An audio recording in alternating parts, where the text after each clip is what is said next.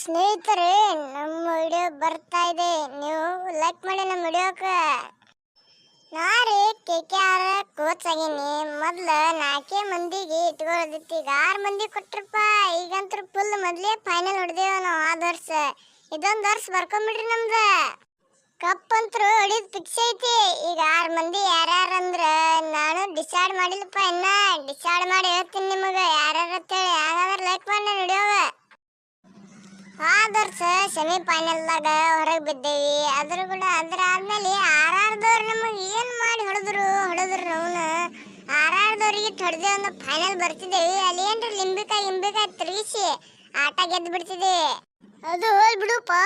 ಈಗ ಮೊದ್ಲ 4 ಮಂದಿ ಪ್ಲೇಯರ್ಗಳಿಗೆ ಇಟ್ಕೊಳ್ಳೋದಿತ್ತ, ಈಗ 6 ಮಂದಿ ಇಟ್ಕೊಳ್ಳೋದೈತಿ.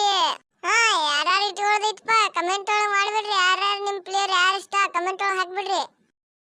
ಆದ ವರ್ಷ ಸುಮ್ಮ RCBದವ್ರಿಗೆ ಬಿಟ್ಟಪ್ಪ. ಇದೊಂದು ವರ್ಷ ತೋರಿ ಮಕ್ಕಳ ಕಪ್ರ ಹೊಡಿಯೋದು ಬಿಟ್ಟು ಖರೆ, ಆದ್ರೆ ಅವ್ರೇನು ಹೊಡಿಲಿಲ್ಲ. ಅದು ಹೋಲಿ ಬಿಡು.